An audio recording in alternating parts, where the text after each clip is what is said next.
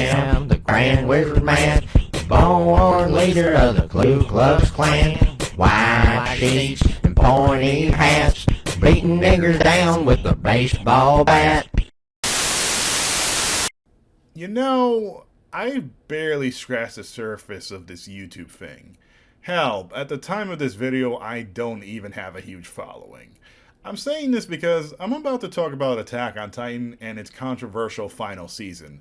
In the past decade, this series has been one of the most popular anime manga franchises to come out of Shonen Jump, and as a fan of the genre, I know pretty damn well that there is a high likelihood fans are going to want to torch my ass if this video does somehow blow up. Though I'm saying this as a fan myself, so I just want to get these thoughts out of my mind. So yeah, let's strap in. Okay, before we do get to the final season, we need to start from the beginning, just in case anyone is uninitiated. Attack on Titan is a Shonen Jump manga series created by Hajime Isayama. It entered publication in 2009, and an anime adaptation made by Wit Studio Incorporated premiered in 2013 as their debut series. The premise of the series centers on the island of Paradise, a civilization inside 3 circular walls designed to guard and protect its people from the threat of the Titans. Our main characters consist of Eren Yeager and his 2 closest friends, Mikasa Ackerman and Armin Arlet, who all live in the district outside of the outermost wall, Wall Maria. In the very first chapter, the entrance of Wall Maria is shattered by invading Titans and chaos ensues. Eren, Mikasa, and Armin are saved, but watch in horror as the Titans slaughter and devour their friends and family. Several years after this incident, they join the Scout Regiment, the military force designed to combat the Titans. In the first season, Eren Yeager discovers, much to his and everyone's surprise, that he has the unique ability to transform into a Titan, which gives the Scouts a fighting edge in their war against the monsters. Across the course of the series, they learn far more about the nature and origins of the Titans, the corruption within the walls, and who their true enemy is. So yeah, that's the basic premise. The first season consisted of 25 episodes, and trust me, its popularity skyrocketed fast. I first heard about the show through word of mouth from some friends, and eventually I jumped in on it too. When I caught up, we actually began watching the show together on a weekly basis. After the show had wrapped up its first season, fans were hungry for more and could not wait for the second season. Then in the next 4 years, nothing. Yeah, I'm not making that up. The show did not continue with its second season until 4 whole years after it had premiered. So what the hell happened? Well, evidently, after the first season had wrapped up, there just wasn't enough material to greenlight a season 2, and Wit Studio didn't want to waste everyone's time by making filler. Anime is very expensive to produce, so they thought it was better to put the show on indefinite hiatus. But the wait was pretty frustrating for a lot of fans, considering this was the hottest new show on the block. So you're probably thinking, oh, why not just read the manga from where the anime left off? Yeah, about that, most fans ended up not doing this because of Hajime Isayama's artwork. He is sadly not the best artist in the world, and this was actually a struggle he had to face when trying to get this story greenlit. When he first submitted it to Shonen Jump, the higher-ups thought his art was rather subpar at best, and obviously, they do have a standard of quality to follow. However, they did love the concept of the series, and knew they'd be stupid not to have the story published. Wit Studios Anime took Isayama's drawings and actually improved their designs quite significantly. This removed the one barrier that was holding the manga back and breathed new life into the series. Before the 2013 anime had premiered, Hajime Isayama had doubts that Attack on Titan would last very long and would instead face cancellation. After it premiered, it had pretty much solidified itself in the public consciousness, guaranteeing it would still continue. So let's discuss the pros and cons of this series. Attack on Titan was a dark fantasy with a very unique setting that didn't fit into one single genre. It had elements of action, horror, and mecha. Yes, mecha. Don't worry, I'll explain much later in the video. The horror came from the threat of the Titans, which all came in different shapes and sizes. They all would mindlessly hunt and devour any human they would come in contact with, and shared a lot of similarities with zombies. They were mostly indestructible with the exception of one spot, which was the napes located in the back of their necks. The primary method the scouts used to combat the Titans was with the use of 3D maneuver gear, or ODM gear as many fans like to call it. The gear was equipped with a steam-powered engine that enabled aerial traversal and grappling hooks to enable precise handling and platforming. It helped them reach the heads of the Titans with relative speed and evasiveness, dodging incoming attacks and striking with incredible precision and momentum, while using swords specifically designed to cut off the napes.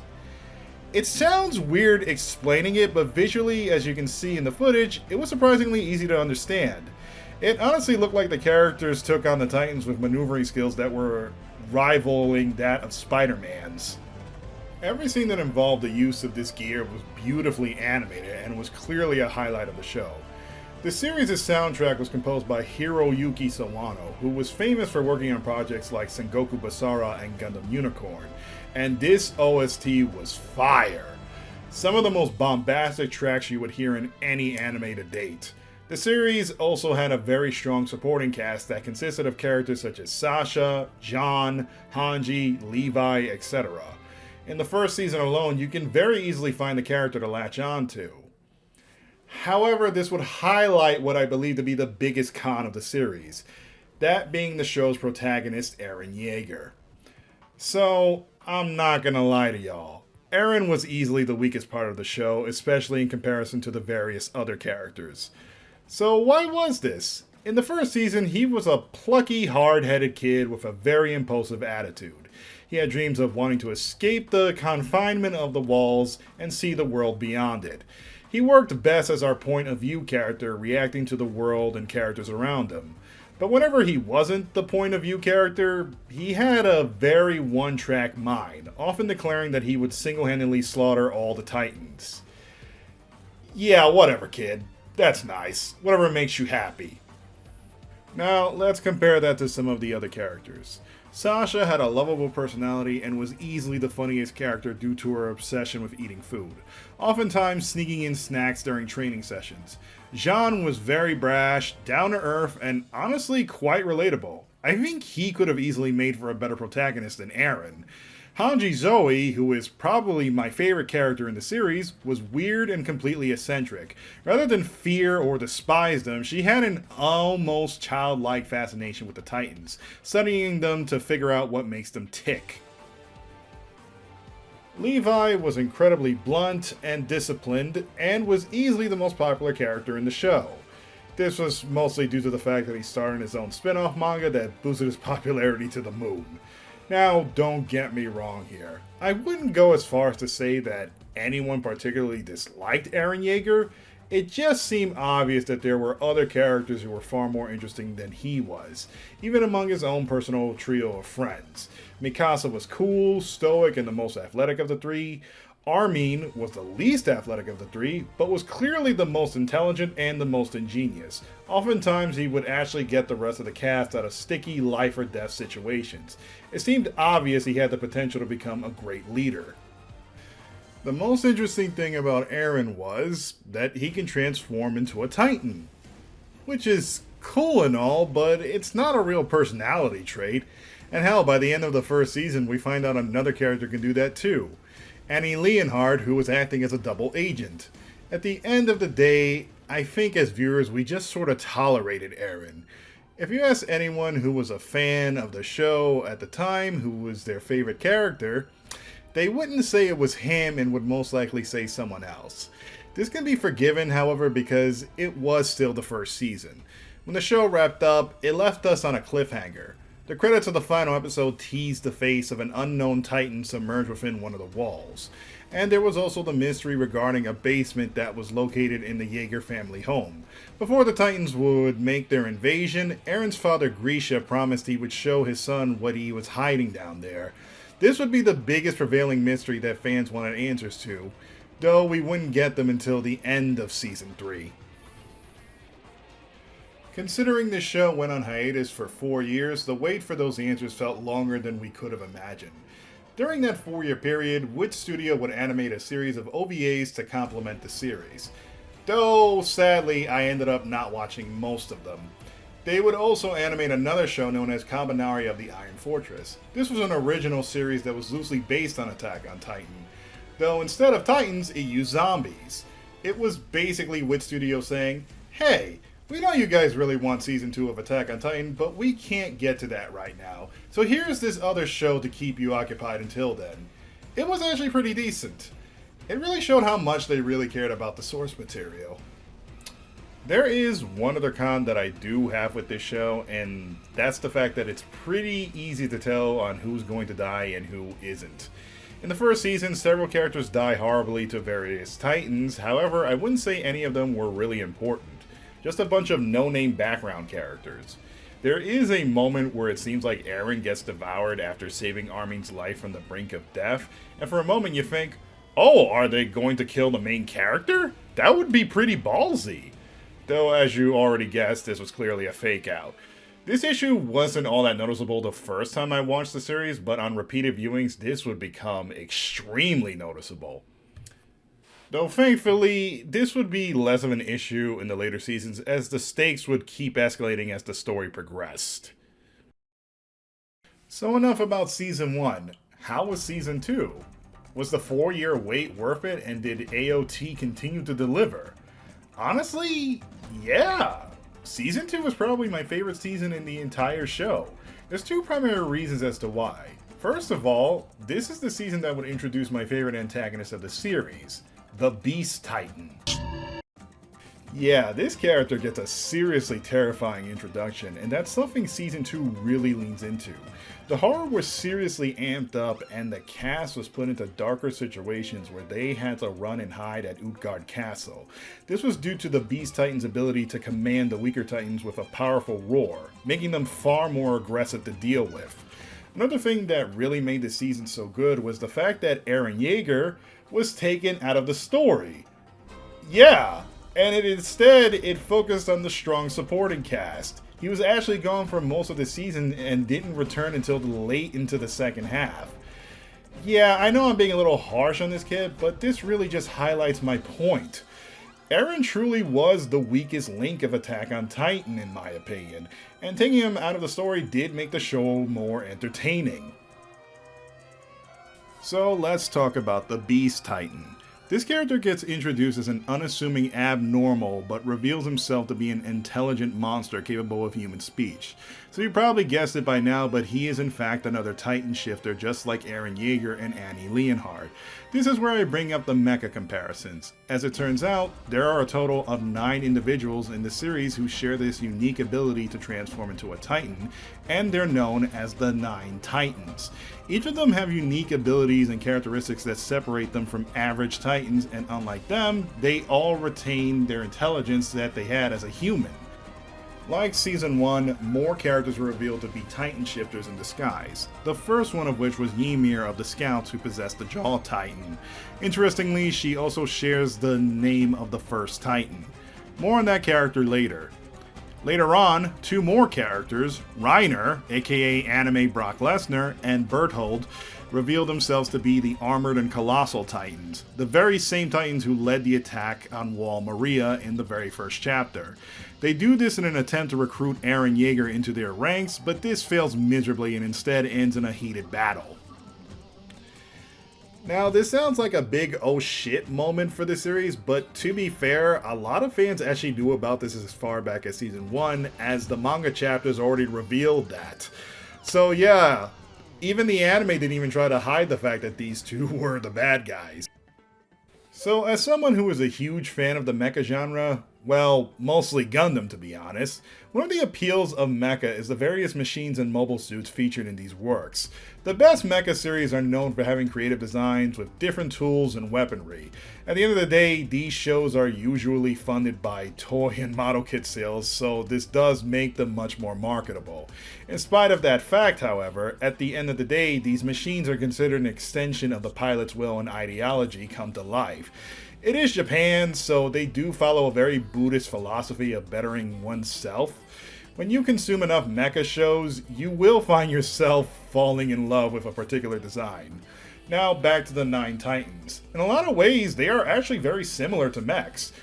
They're much stronger and far more unique than the average Titan, and are piloted by a different character.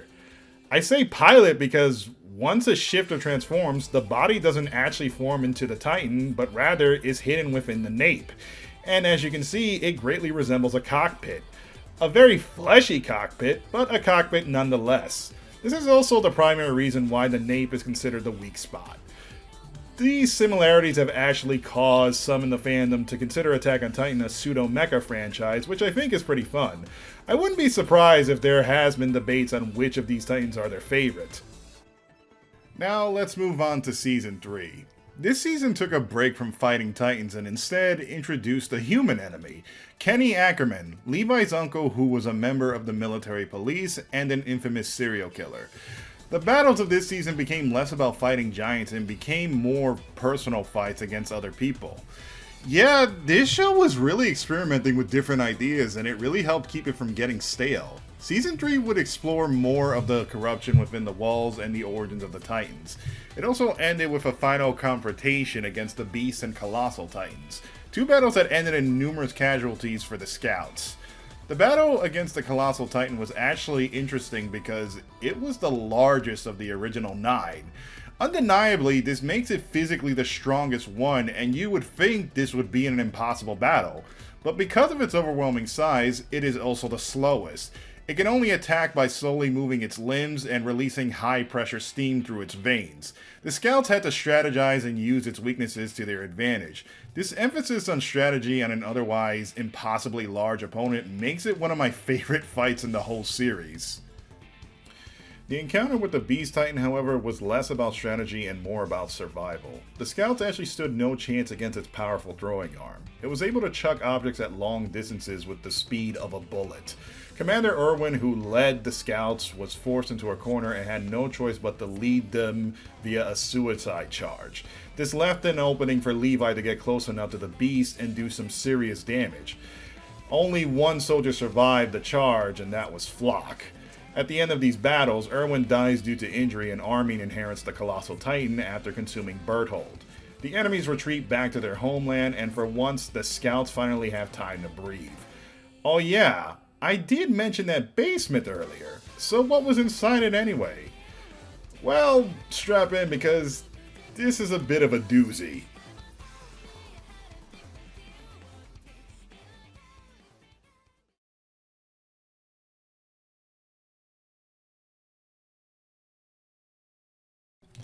So the basement contained a series of books that detail Grisha Yeager's life. As it turns out, he was not actually born on the island of Paradise and actually came from the nation of Marley, located far beyond the walls.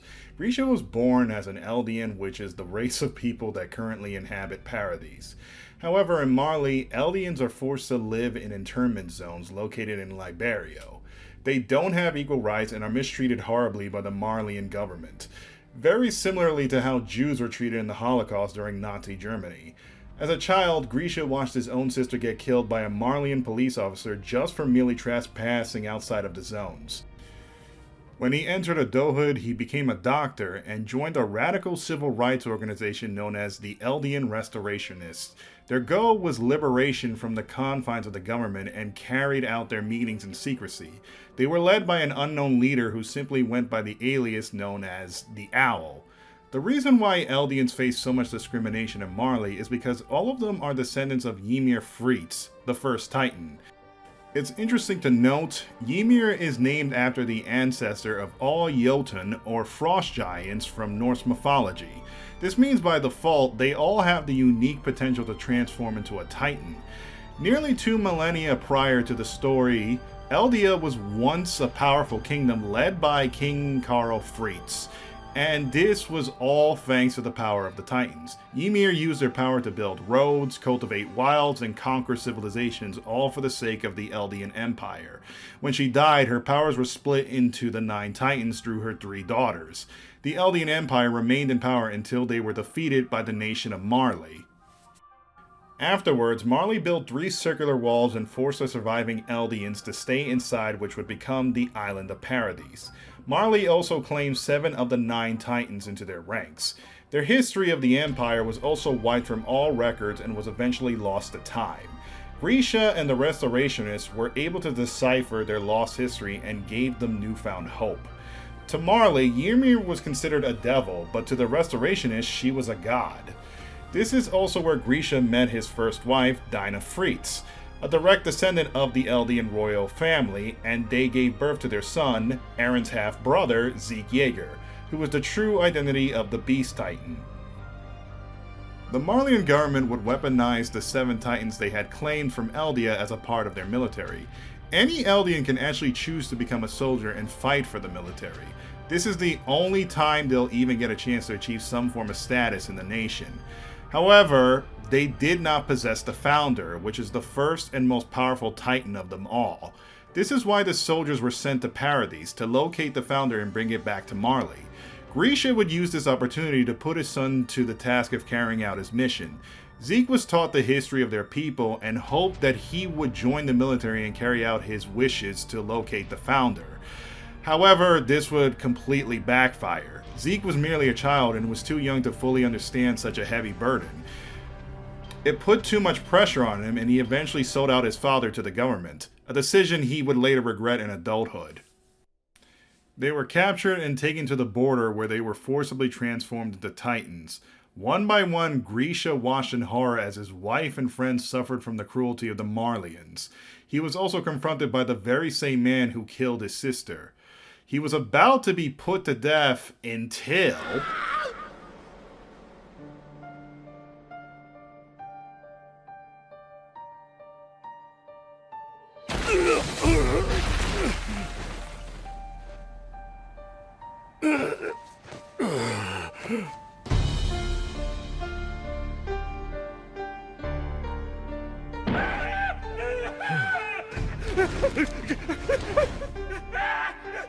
どうだ、これが面白いと思うか。あんた、俺がフクロウだ。覚えておけよ、グリシャ。巨人の力はこうやって使う。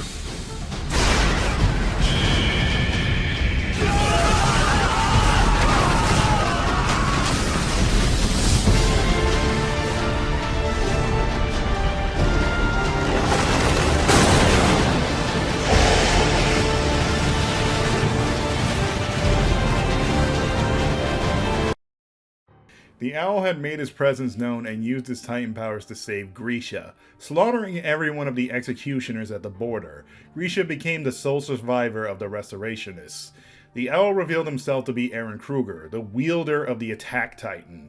He was able to maintain his identity secret while working for the military by begrudgingly committing horrible acts against his own people just to keep that secret.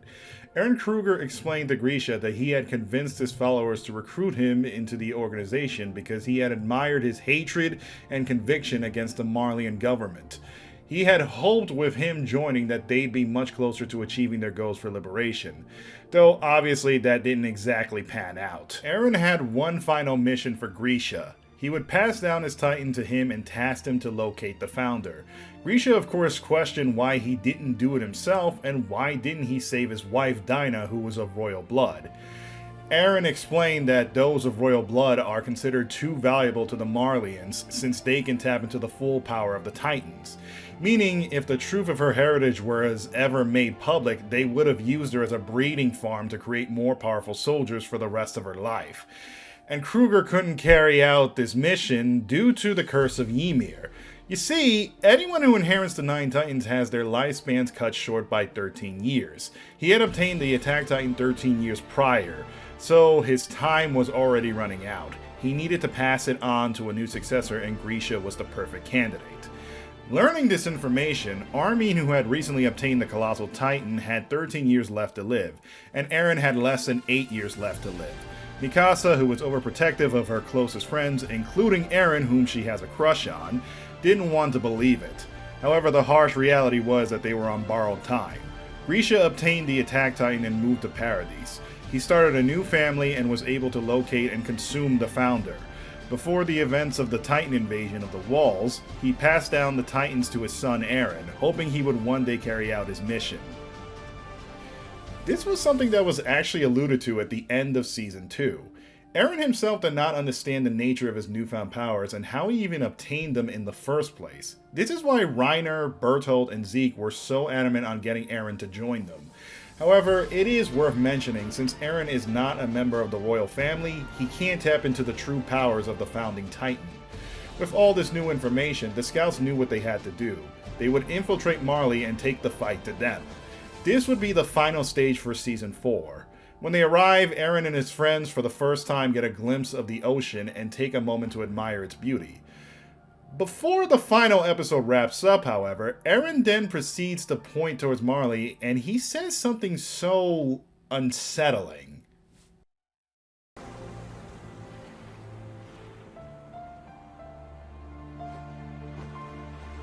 Ah.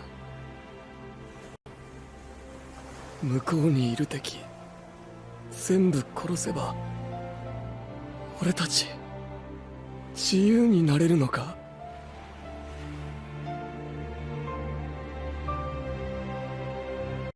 I didn't think much of this comment at the time. My thought process was that I just watched 3 fantastic seasons of one of the best anime of the 2010s, and I could not wait to see how it would conclude. What a fool I was! This would also be the last season animated by Wit Studio Incorporated. The changing of the guard would be passed down to Studio Mappa. So, now that retrospective is over, we can finally talk about the final season.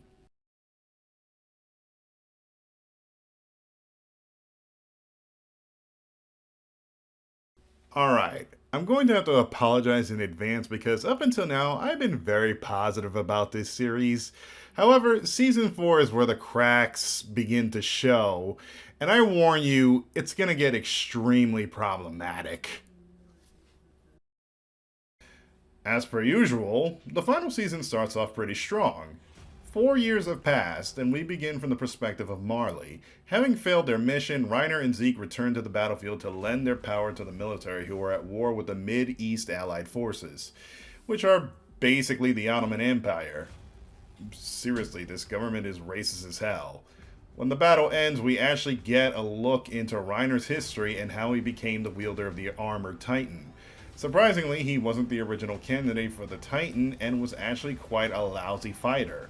The armored Titan was originally going to be handed to Porco Galliard, whose brother Marcel was chosen to wield the Jaw Titan. Reiner was often belittled by Porco for his lack of skill on the battlefield, with his only good attribute being his undying loyalty. But much to their surprise, Reiner was chosen anyway, and he was ecstatic, as he saw this as an opportunity to finally prove himself as an honorary Marleyan, hoping that becoming a warrior will finally give him and his mother the status they so rightfully deserve.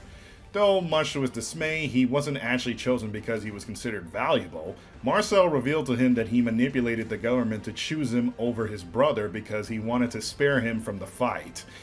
And on their way to the island, they almost completely botched their mission as Marcel would be eaten by a stray Titan. This would turn out to be Ymir II. The traumatic loss of their comrade, however, did give Reiner conviction, and he adopted Marcel's will and bravery to become a better soldier. You pretty much know the rest. They ultimately failed their mission and lost 2 of their Titans to Paradise. They were able to recruit Ymir into their ranks, and she willingly passed down the Jaw Titan down to Porco Galliard.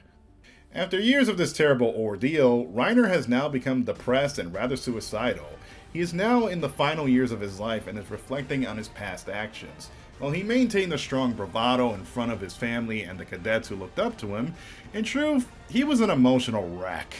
His opinion on Paradise had long since changed, and he is now extremely regretful of all the terrible things he did on that island.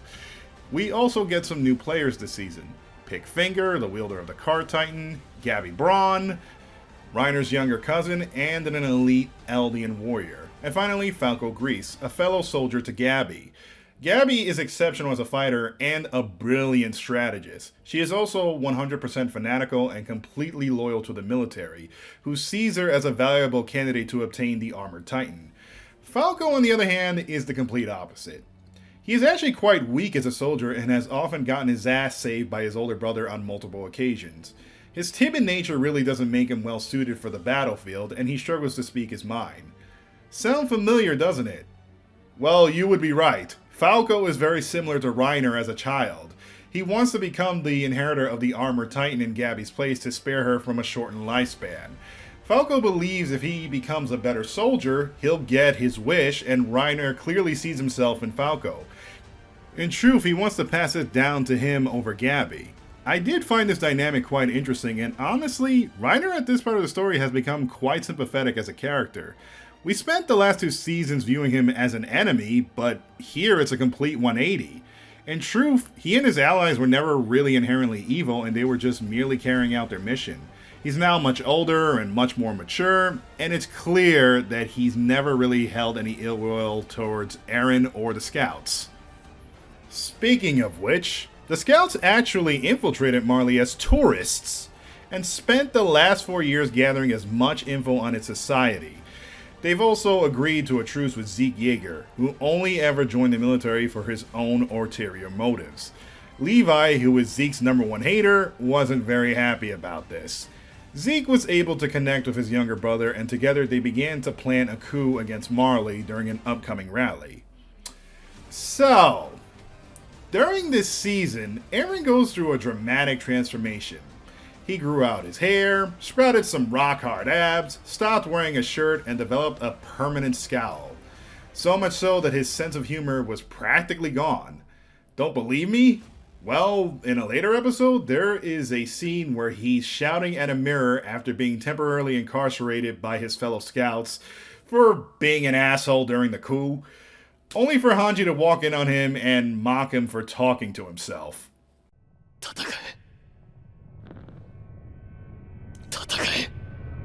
何してるの？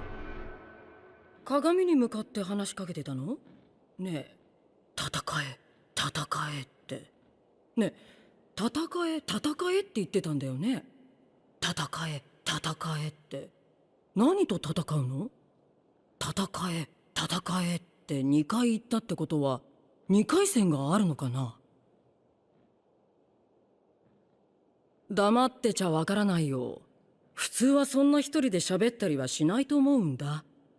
私は鏡に映る自分に話しかけたりしたことがないからさ。その髪型、かっこいいと思うよ、私は。ちょっと乱れてる感じなんか、頑張って無造作に見えるような努力が伝わってくるし。何しに来たんですか? Seriously, I love this woman so much. She is so not serious. Sorry, back to the video. So, why am I even pointing these changes out? Well, I definitely think he does look a bit cooler, but something strange was happening in the fandom. Whenever I went on social media, I began noticing so many people rocking Eren Yeager avatars. Seriously, I've made no secret of my dislike of the character, and I believe that he was easily the weakest link of the show. I don't think Eren was anyone's favorite character in the first 3 seasons. Now all of a sudden, he was everyone's favorite character. What changed? Well, Eren has gone through a face heel turn this season. After the coup, it is revealed that he secretly started his own fascist group of rebels called the Jaegerists. Yes, I said fascist because they're very similar to neo-Nazis. They follow Eren and his ideals blindly without question, freeing him from jail to set their true plans in motion and effectively defecting from the Scouts. So Eren Yeager went from being the protagonist to the main antagonist of the story. I'm actually not against this idea at all, but as I mentioned earlier, fans were now rooting for him in spite of him becoming a fascist. The reason being that every time he did something horrible this season, he looked cool while doing it. When he viciously defeated the Warhammer Titan, he looked cool while doing it. When he insulted Mikasa and physically assaulted Armin, he looked cool while doing it. When he got out of prison and put on his coat, the sun was rising behind him, and yes, he looked cool while it happened. There's a sense of tone deafness to all this. So, in spite of entering a truce, both Zeke and Eren had different goals on how they wanted to go about resolving the Eldian Marley conflict. Let's start off with Zeke's plans. I've mentioned earlier that he had a terrible relationship with his father since he had burdened him with seeking the Founder to liberate their people from the internment zones. Zeke had a different idea. He proposed to Eren to use the Founder's power to euthanize all Eldians from giving birth. Since Eldians are so valuable to the Marleyan government, he figured if they were no longer able to breed or transform anymore, it would end the reign of the Titans for good, preventing them from being weaponized ever again and granting them their freedom. Okay, there's a glaring issue with this. I'm not going to sugarcoat this, but euthanasia has links to white supremacy. In fact, this was something that was attempted by the Nazis in World War II. Adolf Hitler actually proposed the euthanization program on both Jewish and German children, and many of them suffered from a different disease, disability, or birth defect. It was referred to as the mercy death, and trust me, there was nothing merciful about it. Yeah, I did say that this season was problematic, and this is just the start. So Zeke obviously needs Eren's help in order to enact this plan, since he does possess the Founder. Later on in the season, both Eren and Zeke make it to the paths of the Founder, where they meet the spirit of Ymir. Look, I'm not going to explain what any of that means because it's pretty fucking complicated. Basically, all you need to know is that Zeke is trying to convince Eren and Ymir to get on board with the euthanization plan. However, Eren is strongly opposed to the idea of euthanizing his own people. He argues that all Eldians deserve the right to live and shouldn't be punished for inheriting the destructive power of the Titans. And you know what? For once, I actually agree with him. No one should deserve that kind of punishment. However, the conclusion he comes to is somehow even more problematic. The destruction and genocide of Marley.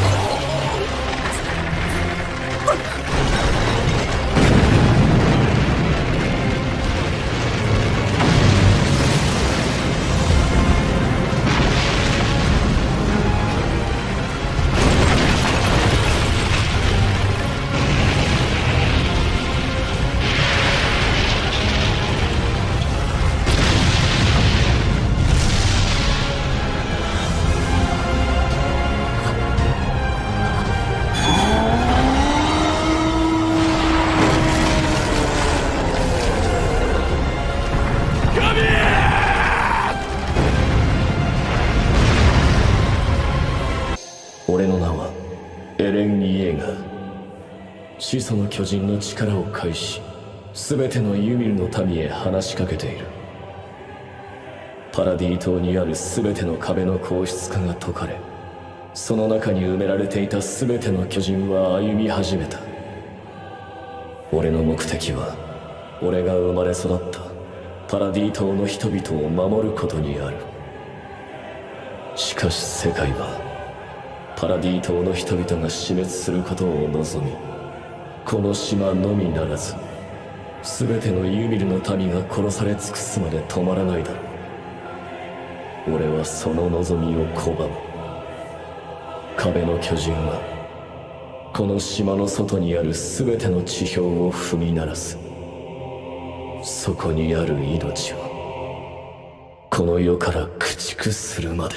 After being granted the full power of the Founder, Eren frees all the Titans hidden within the walls. This is the Rumbling, a contingency plan left behind by King Carl Fritz in order to protect Eldia from its enemies. An army of colossal titans aimlessly march towards every location outside Paradise Island. At this point, characters from both sides of the conflict join forces in order to stop Eren from carrying out his plan of global genocide. Even Annie comes out of hibernation and joins the fight. The Jaegerists do everything in their power to make sure the Rumbling is successful, as they want to see Marley burn to the ground. Sounds like an exciting setup for a final battle, right? Well, before the battle is over, Eren actually succeeds in killing 80% of the world's population. Yeah! And in spite of committing the horrible act of genocide, he is given a proper burial near his home.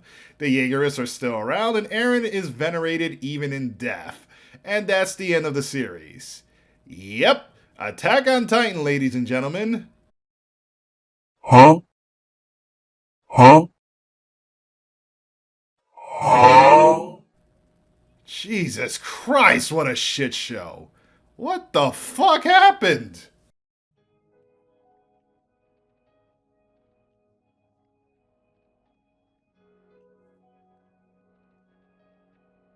Attack on Titan had officially ended publication in 2021, and the anime had ended in late 2023. For 10 long years, it had been one of the fastest growing Shonen Jump series of the modern era. As you can easily tell by my demeanor, I wasn't very happy about its conclusion, and I wasn't the only one who felt this way. When the manga released its final chapter, there was backlash from dedicated readers who found the ending to be extremely disappointing. Hajime Isayama had actually apologized for its conclusion at conventions. Still, there were a large portion of the fandom that still didn't read the manga and only stuck with the anime, so many still remained oblivious to its conclusion for about 2 whole years. Truth be told, the final season wasn't very long, it just came out very slowly, as MAPPA was booked animating so many different shows at the same time. For those who did finish the story early, many in the fandom started re-evaluating the series, asking many questions such as, how did it come to this rather bleak conclusion? Why did the last arc feature so many fascist overtones, and why did it seemingly celebrate it? There were quite a few videos that tried to make sense of it all, and I think there is one video in particular that really hit the nail on the head. No, not that one, you boob! Yes, that one. Attack on Titan and the Road to Fascism by Lost Futures. I was actually exposed to this video about a year prior to the anime ending, and it pretty much detailed everything that led to this final arc. I'll give you the abridged version of it. Lost Futures explained that Attack on Titan seemed to have had fascist overtones not just in the final arc, but throughout the entirety of the series. However, it's a specific form of fascism known as Japanism. Well, more accurately, it's called Showa statism, but I'm gonna stick with Japanism since that's much easier to say. This ideology is a form of ultra-nationalism that has the firm belief that Japan is the one true nation above all, through colonization of neighboring countries such as China and Korea. It's militaristic in nature, and it romanticizes bringing Japan back to an era of the samurai. These ideals were prevalent in the early 1900s all the way through World War II, and it is somewhat flexible in comparison to other forms of fascism. For one, the Nazis and the black shirts firmly folded after the deaths of their respective dictators, Hitler and Mussolini. But Japanism doesn't simply end after the death of their emperor. If anything, the emperor is just a figurehead, and the true power comes from dedication towards the army and the homeland. The Scouts in a lot of ways embody these ideals, as they are very militant in nature and are dedicated to the cause of defending their home of Paradise. You're probably thinking, wait, that doesn't make them fascist, that makes them heroes. Well, consider this. The Scouts consist of mostly child soldiers that are willing to follow any orders that they're given. Remember that suicide charge I mentioned back in Season 3? Well, that is very similar to a kamikaze attack. Erwin leads his scouts to their inevitable deaths, and they blindly follow his orders. Flock is the sole survivor of this charge, and his immediate reaction to his survival is to revive Erwin from the brink of death, declaring him as a devil that could lead them to prosperity, which is a fucking insane thing to say. As much shit I give Eren Yeager, Flock is actually my least favorite character in the series because he is the literal definition of a bootlicker. You've probably met a guy like Flock before in real life and probably wanted to beat his ass. There's also the fact that the Restorationists and their modern equivalent, the Jaegerists, were motivated by the history of Ymir the First Titan. Though in actuality her story couldn't be further from the truth. While she was a powerful Titan, in reality she lived her life as a slave to the king, who had abused and groomed her to bear his children. Even stranger is that despite all this abuse, she fell in love with him anyway. I'm not even going to explain why that is so fucked up on so many levels. Common sense should just tell you why. Eren, who possesses the founder, learned about this information through the Nine Paths and purposely did not tell any of his followers so they could keep his genocidal plan alive. There is one final ingredient here that really hammers this all together, that being the protagonist, Eren Yeager. Throughout the entirety of the series, his entire personality was driven by one motivation: hatred. Hatred for the Titans, hatred for the enemy, and hatred for the unknown. He never grew past that one emotion even when he entered adulthood. When he arrived on Marley and discovered that it was a civilization that was far more technologically advanced and prosperous than his own home of Paradise, his hatred only grew more irrational. Even though he took time to understand the plight of the Eldians and the Ottomans living in the internment zones, he still acted like a petulant child, believing that the only way to end the conflict once and for all was genocide through the rumbling. Oh, by the way, the term the rumbling is actually a reference to multiple sounds during the World War II era of Japan. The sounds of earthquakes, the sounds of the cries of Japanese citizens, and most importantly, the sounds of marching boots from the Japanese military. Upon further research, I also found out that Mikasa shares a name with a World War II battleship, and Erwin is seemingly named after a Nazi general named Erwin Rommel. It's not even fucking subtle. This video from Lost Futures was a massive eye-opener for me, and I honestly recommend giving it a watch when you get the chance. But yeah, it seemed like these themes of ultra-nationalism were always there. Now that I got this out of the way, I need to talk about another problematic aspect about this series. It's love and favoritism from members of the alt-right. Now, I am well aware that it's not uncommon for the alt-right to like anime. I mean, hell, almost everyone these days watches anime. But let me ask you something. Can you name another anime series that was co-opted for an anti-immigration campaign? No, I'm not fucking with you. This is a real thing that exists. Representative Paul Gosar took the iconic first opening of the series and used it as propaganda for his political campaign, editing footage of Border Patrol officers, members of the MS-13 gang, and pasting the heads of Democratic politicians onto the heads of the Titans. You can go ahead and look it up right now for yourself, because it's actually funny as fuck for all the wrong reasons. But yeah, the alt-right loves Attack on Titan, and many have called it the most red-pilled anime series out there. To them, Eren Yeager is a hero for committing the act of ethnic cleansing and believe he was 100% justified. Hajime Isayama has also been accused of being a Japanese nationalist as far back as 2013. Some even suspected he may have ran a Twitter account that tried to minimize the countless atrocities committed by Japan during the occupation of Korea. I know these are extremely bold claims coming from my mouth, and to be honest, I won't be surprised if I get a lot of shit for this. I've seen it happen before with others online who disliked the ending just as much as I did. This is just how anime fandoms work, especially in the Shonen Jump genre. If you even insinuate that their favorite show stinks, they'll most likely lift the table from underneath you and start throwing hands and tell you why their favorite show is top 5. They say things like, "You don't get it," or even call you media illiterate.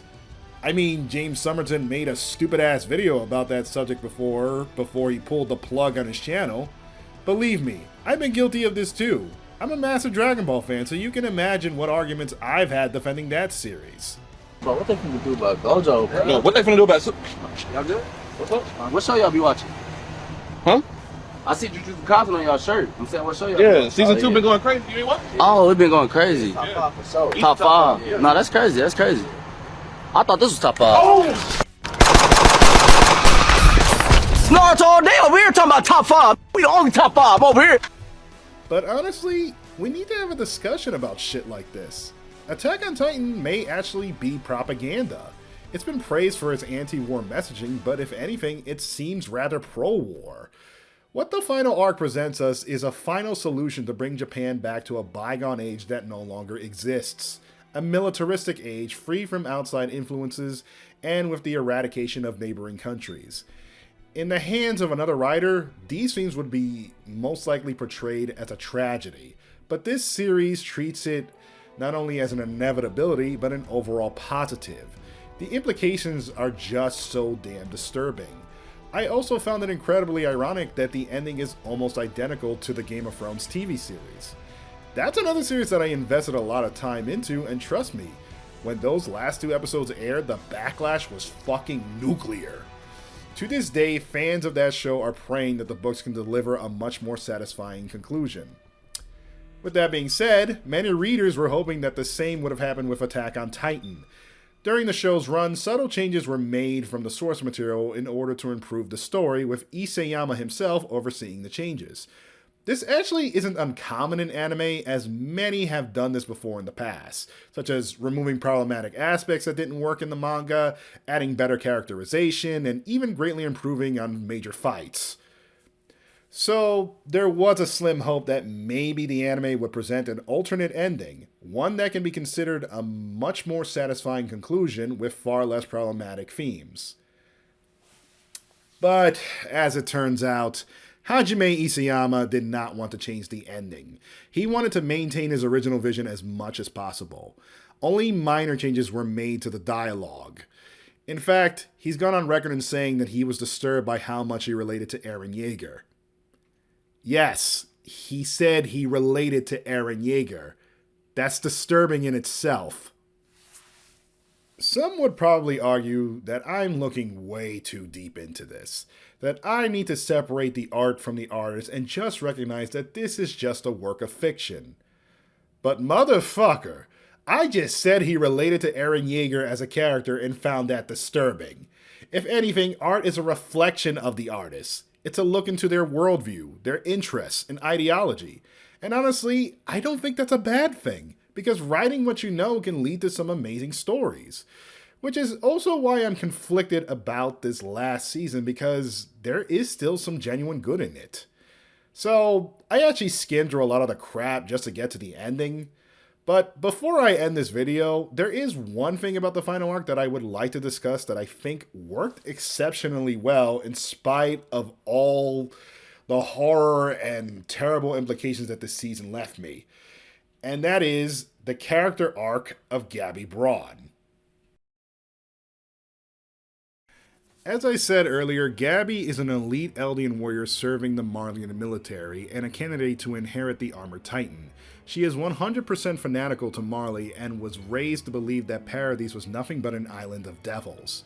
During the night of the coup, the scouts end up slaughtering many soldiers and civilians at the rally. Gabby attempts to infiltrate one of their warships. Falco tags along in an attempt to keep her safe. Gabby is on a warpath to kill as many enemies as possible to serve her country and fires a bullet through Sasha's back. She also aims the gun at John. However, Falco stops her and inadvertently saves his life. Initially, John is angry with Gabby for taking the life of one of his closest friends, and Flock offers to throw them off the ship. However, he decides against it, recognizing that they are merely children and killing them would be inhumane. He rightfully shifts the blame towards Eren for leading the coup in the first place, as it led to the deaths of innocent lives who didn't need to be involved. This would serve as the catalyst to Eren's incarceration. Sasha tragically succumbs to her wounds, and her fellow scouts mourn her death. Eventually, Gabby and Falco infiltrate Paradise. She is still very much in battle mode and wants to fulfill her duties to her country as much as possible, believing she is a true Eldian unlike the devils living on the island. However, what happens instead would completely change her outlook on life. She and Falco meet up with a family of farmers and are shown kindness and hospitality. Gabby, wanting to gather info, gets frustrated by this situation, but Falco advises to just take it easy and just blend in. He is only here for her protection and has no interest in stoking the flames of war with the enemy. As it turns out, this isn't just any family. This is Sasha's family, and both sides have no idea the gravity of the situation. Eventually, Gabby and Falco meet up with Nicolo, a retired Marleyan soldier turned chef. Believing him to be an ally, they reveal their true identity to him. However, what they didn't know was that he no longer had affiliation to Marley. In fact, he was an ally to the Survey Corps of Paradise and was in love with Sasha. The love she had for his cooking was what freed him from his fanaticism, and he had hoped that one day he could marry and start a new family with her. Obviously, that dream was crushed when she was killed in the line of duty. Falco realizes the situation, but Gabby is too trapped in her own fanaticism to realize she's blowing her own cover. Nicolo asks if they killed a woman during the night of the coup, and Gabby gleefully responds that she was the one who killed Sasha. Outraged, Nicolo physically assaults both the children and brings them to Sasha's parents at his restaurant, presenting Gabby to Sasha's father and offering him a chance to take revenge for the murder of his daughter. この坊主はお前の何だ。お前をかばってこうなってるな。お前の大事な人が、俺にも大事な人がいた。エルディア人だ。悪魔の末裔だ。だが彼女は誰よりも俺の料理をうまそうに食った。このクソみたいな戦争から俺を救ってくれたんだ。人を喜ばせる料理を作るのが本当の俺なんだと教えてくれた。それがサシャ・ブラウス。お前に生まれた彼女の名前だ。私だって大事な人たちを殺された。そのサシャ・ブラウスに撃ち殺された。だから報復してやった。先に殺したのはそっちだ。知るかよ、どっちが先とか。目を覚まして。あなたはマーレの兵士でしょ。きっとその悪魔の女に惑わされてる。悪魔なんかに負けないで。ニコロ君、包丁を渡しなさい。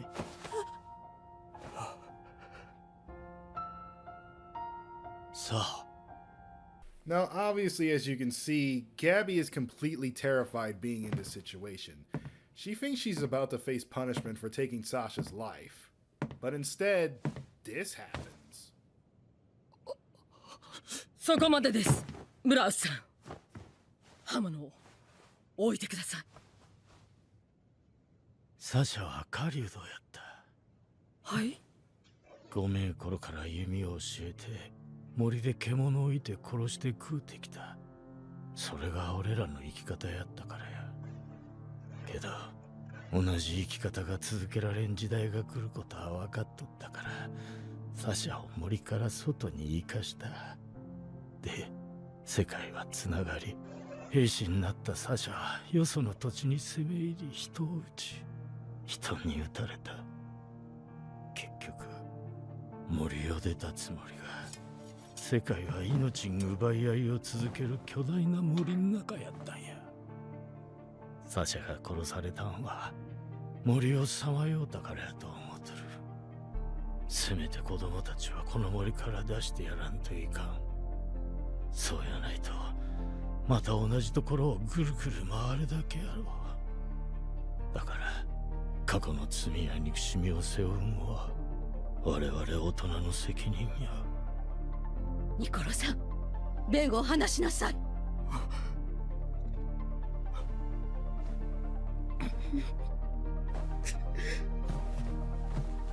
よし、リサ、ゆっくり動かすんや。はい。怪我を見せて。ミア、大丈夫か？本当に私が憎くない。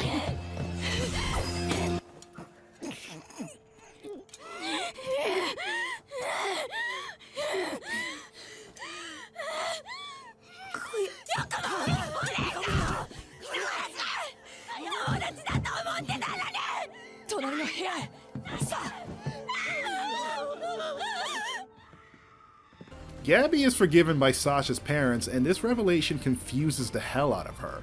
Weren't these people supposed to be devils? Why didn't they take their revenge? Why was I spared? All these thoughts were now running through her head, and she had no idea what to believe and how to process what just happened. The young woman who tried to kill Gabby was Kaya, who was saved by Sasha from a rogue titan who killed her mother. Orphaned, she was offered a home into the Bros family and had considered Sasha like a big sister ever since. Before all this, Gabby had a conversation with Kaya regarding the cruelty of her mother's death, and since Marley were the ones who sent the Titans, she couldn't help but feel partially guilty. These moments made her question what exactly was she fighting for. The Eldians that she believed were evil had spared her twice and displayed kindness and forgiveness. Then finally, on the day of the rumbling, the Jaegerists began their assault, and the city was plunged into chaos. Kaya runs for her life from a stray titan, and guess who comes to the rescue?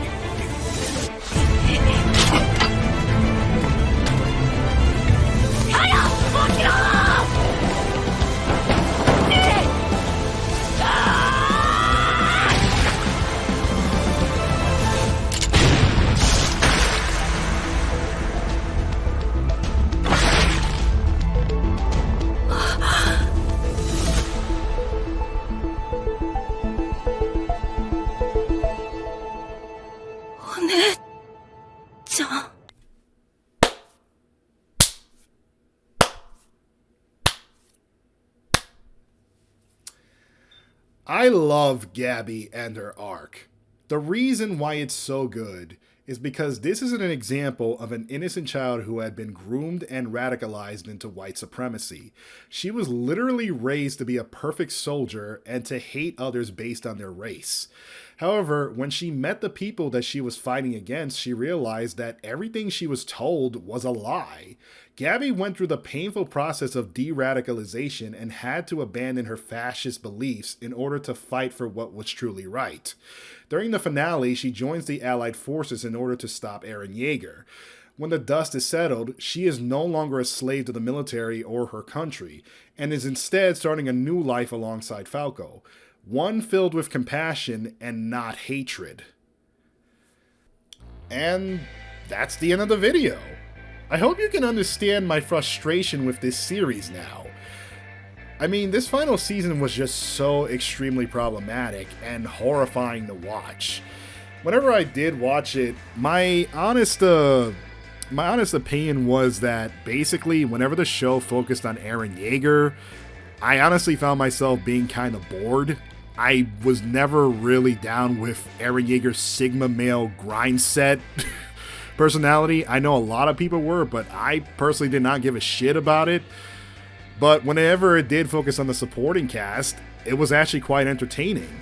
And like I said, characters like Gabby and Falco and even Peak Finger, they're all great. They are really what makes the bulk of the show. And yeah, I feel like we do have to have a discussion about, the dangers that this type of show can make, with white supremacists and shit. I'm not surprised that Nazis and white supremacists actually really like this show, because looking at its themes, yeah, I can understand why. So maybe I can just recommend some other shows that are probably better suited. Other shows that had tried to more or less tackle the themes of Attack on Titan, but did it far better. Series like Full Metal Alchemist Brotherhood.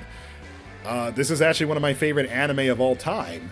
During the events of this series, it actually takes place after a brutal civil war between the state alchemists, which are the military police of that series, and the Ishvalans, which is like a fictional race, of brown-skinned people who are very similar to Indians and Muslims. And basically, one of the characters, Roy Mustang, who was a state alchemist that participated in the war, he actually wants to usurp Führer King Bradley, who is literally modeled after Adolf Hitler. It's not even subtle.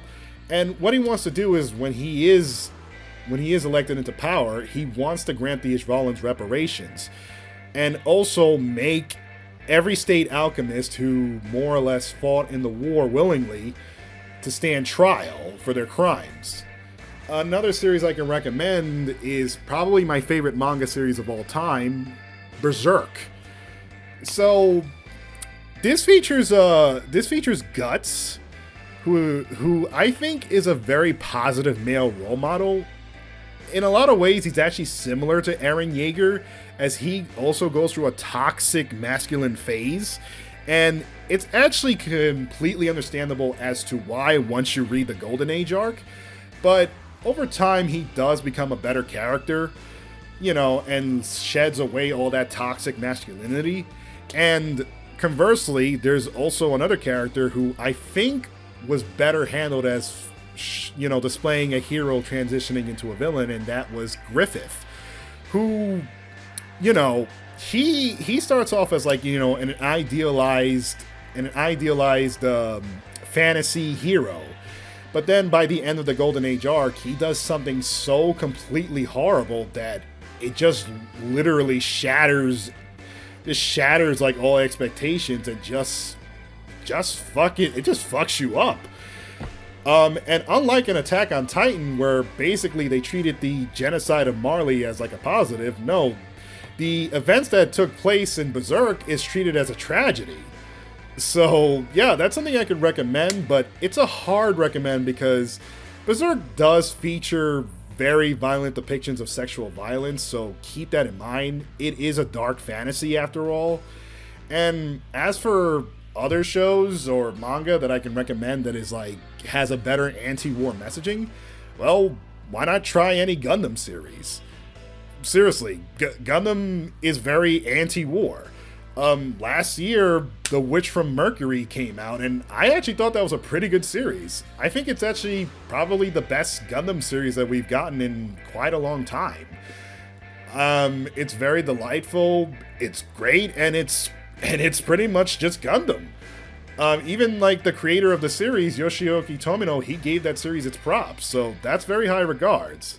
So yeah, I'm just rambling here. I'm just trying to steer you into the right direction, other stuff that could be better suited for you. I mean, this video took way longer than I thought it would. And yeah, but I did have fun making this. So yeah, I'm just glad this is over. So yeah, I'll be seeing you next time. Alright, Godspeed. Oh, and thank you, Aaron Yeager, for becoming a mass murderer for all our sake.